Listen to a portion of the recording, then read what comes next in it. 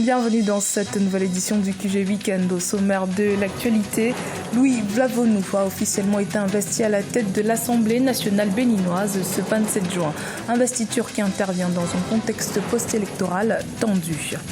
Le chef du gouvernement libyen d'Union nationale, Fayez al-Sarraj, a été reçu mercredi 26 juin au palais du Plateau à Brazzaville par le président congolais Denis Sassou Nguesso. Une visite qui s'inscrivait dans le cadre de l'initiative pour trouver des solutions à la crise politique qui prévaut actuellement en Libye. Et puis, objectif reboisement de la corniche de Dakar, c'est le défi que des particuliers de la capitale sénégalaise se sont fixés. L'opération prévoit de planter des centaines d'arbres pendant 1 an pour lutter contre l'érosion côtière. Au Bénin, le nouveau président de l'Assemblée nationale, Louis Vlavonou, a été officiellement investi le 27 juin, quelques semaines après l'installation des 83 députés de la 8e législature qui appartiennent tous à la majorité présidentielle. Conscient du contexte post-électoral tendu qui prévaut actuellement dans le pays, le nouveau président du Parlement béninois a invité l'opposition à travailler à la restauration d'une confiance ébranlée. Reportage de notre correspondant Leftioun. Le nouveau Parlement béninois installé à la suite des élections du 28 avril 2019 doit faire face à plusieurs défis. En premier, celui de sa légitimité en raison des élections législatives contestées sans la participation des partis de l'opposition avec un taux de participation de 27%. Installé dans ses nouvelles fonctions ce jeudi 27 juin 2019, le nouveau président de l'Assemblée nationale, Louis Vlavonou, en mesure l'ampleur. La 8e législature est celle de tous les défis. Devons-nous examiner le plus tôt possible les initiatives à prendre pour renouer le dialogue entre les acteurs politiques et ce, dans un climat de sérénité retrouvé. Du côté de l'opposition béninoise, il a exigé l'annulation pure et simple de ce Parlement malgré la main tendue du chef d'État Patrice Talon pour un dialogue politique. Si on ne fait pas vite, je vous dis tout ce qui s'est passé, c'est actualité. Le vrai film va commencer. Et la résistance va désigner 83 titulaires, 83 suppléants. Circonscription, pas circonscription. Un calme relatif est revenu dans le pays suite à la levée des barrières au domicile de l'ancien chef d'État Boni Yayi. Notons par ailleurs que de son côté, la conférence épiscopale du Bénin poursuit les échanges avec les différents partis politiques. Les députés maliens ont voté la prorogation de leur mandat qui arrive à terme ce dimanche 30 juin. C'est la deuxième fois que le mandat des élus nationaux est prorogé. L'organisation de nouvelles élections législatives est reportée en 2020. Des associations de la société civile dénoncent une violation de la Constitution. Reportage de notre correspondant Mokhtar Bari. Adopté le 7 juin 2019 en Conseil extraordinaire des ministres, le projet de loi portant prorogation du mandat des députés maliens était en examen à l'Assemblée nationale ce jeudi 27 juin. Sans surprise, les élus ont voté leur maintien jusqu'au 2 mai 2020 par une écrasante majorité de 123 pour, 19 abstentions et 0 contre. Pour les partis de la majorité, cette prorogation est une aubaine pour accompagner les réformes institutionnelles. C'est quelque chose qui va nous permettre de voter beaucoup de lois, de faire beaucoup de révisions qui nous permettent d'appliquer d'abord l'accord pour la paix et la réconciliation nationale issu du processus d'Alger, de faire certaines réformes administratives nécessaires à la paix, à la réconciliation et à la stabilité.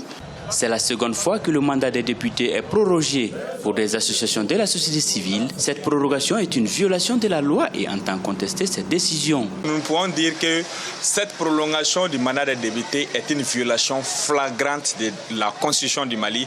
Et moi, en tant que personne, et mon mouvement, qui est le mouvement Trop c'est trop, nous sommes farouchement contre la violation de cette Constitution.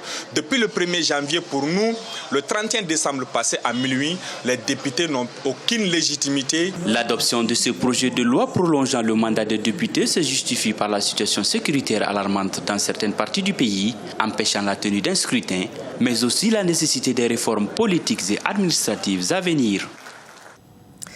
Le chef du gouvernement libyen, Fayez al-Sarraj, a sollicité le soutien de l'Union africaine pour le retour de la paix en Libye. C'était lors de sa visite à Brazzaville, mercredi 26 juin. Ce dernier a confié au président congolais Denis Sassou Nguesso, également président du comité de haut niveau de l'Union africaine, son souhait de voir l'institution panafricaine soutenir l'idée d'une conférence de réconciliation qui aboutira à l'organisation d'élections libres dans son pays. Reportage de notre correspondant Deba Panzo.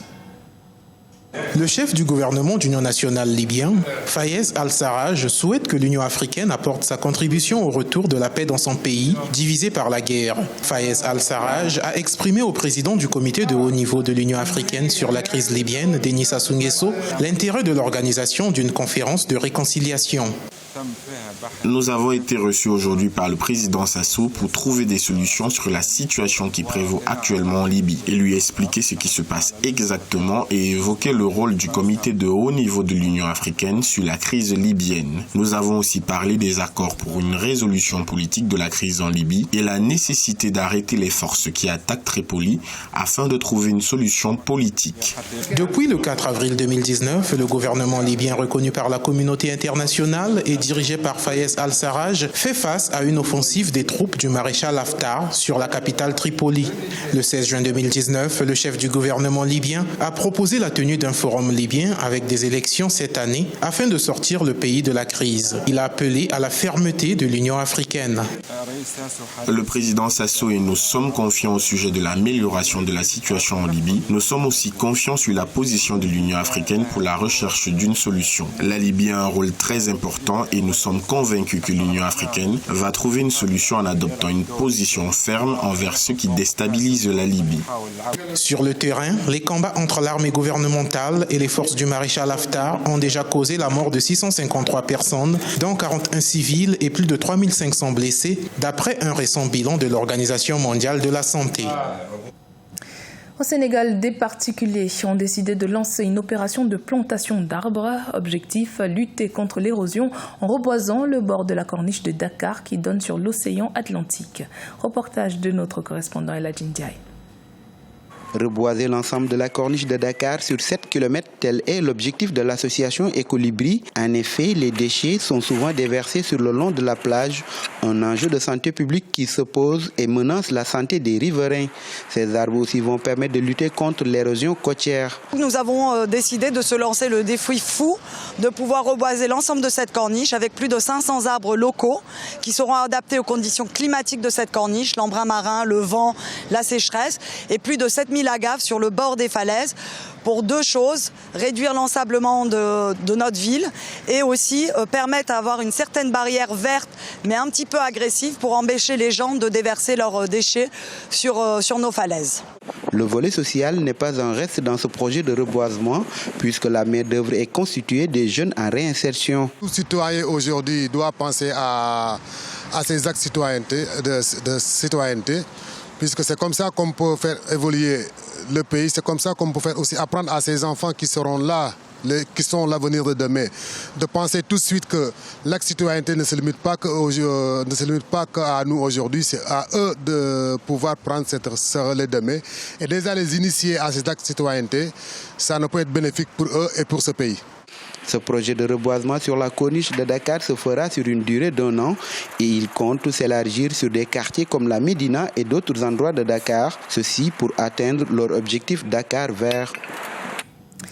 Les dirigeants de grandes banques nigérianes qui composent le Fonds humanitaire du Nigeria ont décidé d'apporter une aide aux communautés déplacées touchées par la crise humanitaire. À ce jour, 1,8 million de Nigérians sont déplacés à l'intérieur du pays et 6,2 millions de personnes ont besoin d'une assistance urgente.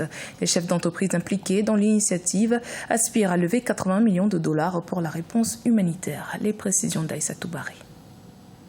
Le Fonds humanitaire du Nigeria, une organisation composée de dirigeants de grandes institutions financières, se sont engagés à soutenir les déplacés dans l'état de Borno. On estime le nombre de Nigérians déplacés à l'intérieur du pays à environ 1,8 million de personnes, principalement des femmes et des enfants, et 6,2 millions de personnes ont besoin d'une assistance urgente.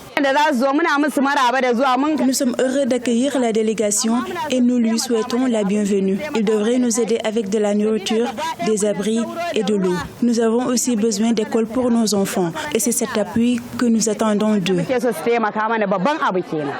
14 des plus grandes entreprises nigérianes ont formé l'initiative en novembre 2018 afin de mettre en commun leurs ressources et de soutenir les personnes déplacées du pays. L'organisation aspire à lever 80 millions de dollars pour la réponse humanitaire.